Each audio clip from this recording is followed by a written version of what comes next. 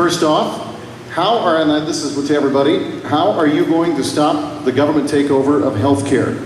So the closest, I'm going to let Jason or Don Hooper fight over here. Who's going to grab it first? Don? Healthcare is now law. There's nothing that we can do about it until January 3rd when the new Congress takes over in the White House. I expect that we're going to get a good, strong majority.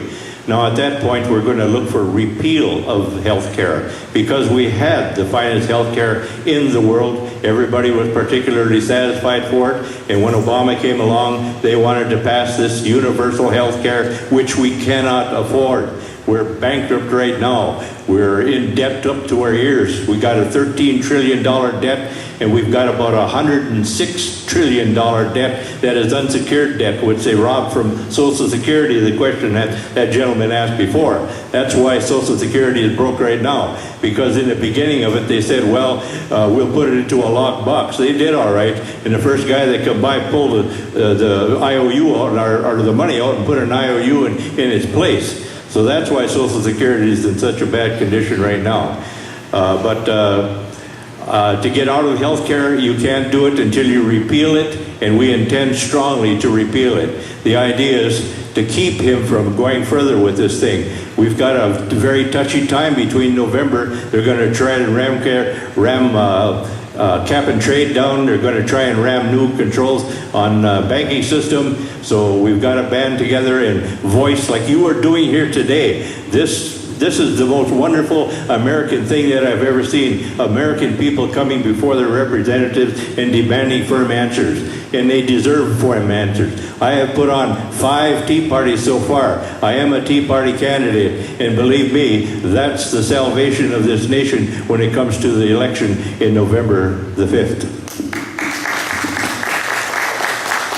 Next is Senator Allen. Thank you. In addition to what my friend Don talked about, I think the other things that we can do as a group is, number one, support Mike Cox and his lawsuit, because we know that the best thing is to stand up for our 10th Amendment rights, and we need to continue to work very hard on that.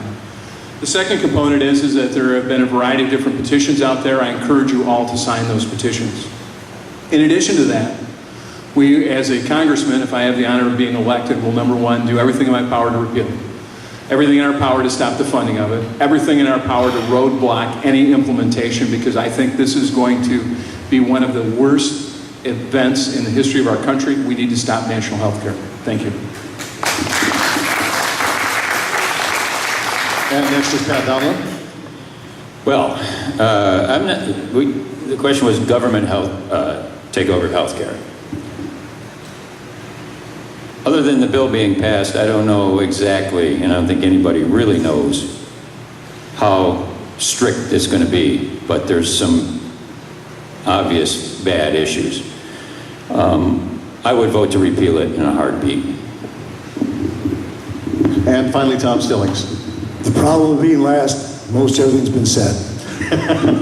Hopefully the Supreme Court will do the right thing and just throw this thing out like the trash I was discussing earlier, because this is a tax bill. It's not a health care bill. There's more taxes and less health care for everybody in this bill.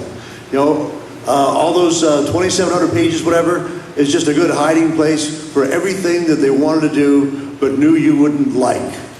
So, assuming the Supreme Court doesn't get the job done, we as a Congress have to do it. Not just vote for it, not just cheer on somebody, but actively work, communicate with other congressmen to get the job done. Get this piece of junk repealed, then go about some cost-saving efforts that will reduce the actual cost of health care without taking away the quality of health care. Next question that was asked, one of the written questions is, and this again to all the candidates. Tom, hang on to the mic, we'll just pass it backwards in order again. And that is, what are you going to do to make sure cap and trade does not become law? Tom, go ahead. Tom Stillings.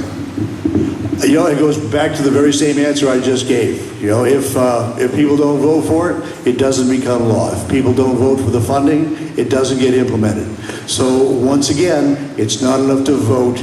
You have to be active, you have to be a leader. You know, there's going to be a very large number of freshman congressmen this year, and we have to hope that, number one, that we here in the 1st District do the right thing and send the conservative candidate that can actually do things to Congress, and that 100 or more other districts around the country do the same thing. With the handful of good people that are already there, it's then possible to get together and develop a plan where we all vote together to repeal it, and failing the repeal, to at least stop the funding. And that's what has to be done. Cheering and voting isn't good enough. We have to exercise leadership, and we have to be articulate enough to convince other congressmen to come along with the program. Thank you. Next is Pat Donlin. Well, it's for sure this is another tax bill. Cap and trade is a thing that we ought not to be pushing at this time. As Americans, we have to look at stopping the spending. I'm for reducing taxes, not for adding more taxes. I'm for reducing hidden taxes. Every time you turn around, you get a hidden tax or a fee. It all makes no sense to me. But cap and trade is something I'd have to be surprised, really, if it makes it through Congress now. And probably certainly isn't going to make it through after the election. But if it should get through the legislature, we're in trouble. Hopefully it won't happen. Thank you. Next is State Senator Jason Allen. We have to do everything in our power to stop cap and trade. Let's go through the impact of what that means for jobs for Northern Michigan. East Jordan Iron Works, are they going to be able to be competitive when you start driving up electrical rates? The auto supply chain, whether it be Cadillac Products, which is over in Rogers City, the small auto supply chain carburetor suppliers in Afton, which is outside of Sheboygan. What is the impact going to be for Petoskey Plastics? All the jobs in Northern Michigan. We've already seen a loss at the Mansalona plant with the hood latch operations. This will be a chilling effect on Michigan's million jobs lost. You can look at thousands more, if not hundreds of thousands of more being lost.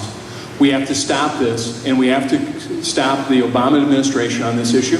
This is very bad policy. It'll put us at a competitive disadvantage with China. It'll put us at a competitive disadvantage with India. And we have to be able to have the next generation of jobs for our children. And finally for this round, Don Hooper. How do you stop cap and trade? Scream loud. Get out there. You've got television sets. You've got emails. Every media.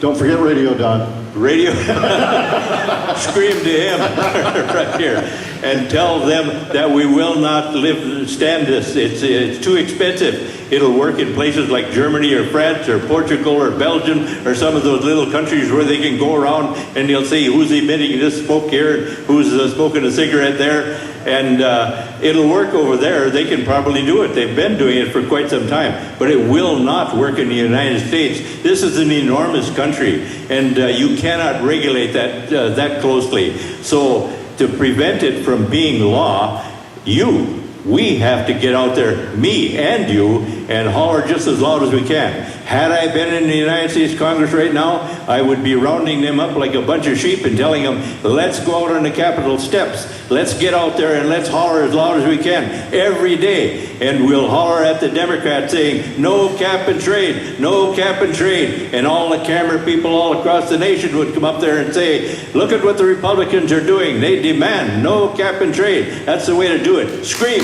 loud. Thank you. We have time for one more question from the audience, and then our time for the U.S. congressional candidates is coming to an end only because we're out of time, and we've already got somebody that's already in line for that. I apologize. First, I want to briefly tell you that you're listening to the Helena Township Candidate Forum on 1270 AM WMKT, Charlevoix, Traverse City in the UP, and 92.1 FM W221BQ, Petoskey Harbor Springs. It's 8 o'clock, and we have that last question real quick. We'll go around with our candidates, and then we'll move on to the state senate and the state house race for the 105th district. Follow-up question. Sure. I didn't get my follow-up. I'll go. Did you get a $2,000? Okay, speak into the mic really good. Did you get a $2,000 campaign contribution from SCIU? You're talking to Senator, to which? Jason Allen. Senator Allen? Yes, I did. From SCIU. Yes, I did. I told him no. Okay, that's fair enough. Let's hear it for all of our candidates today. Jason Allen, Patrick Dunlin, Don Hoover, and Thomas Stillings.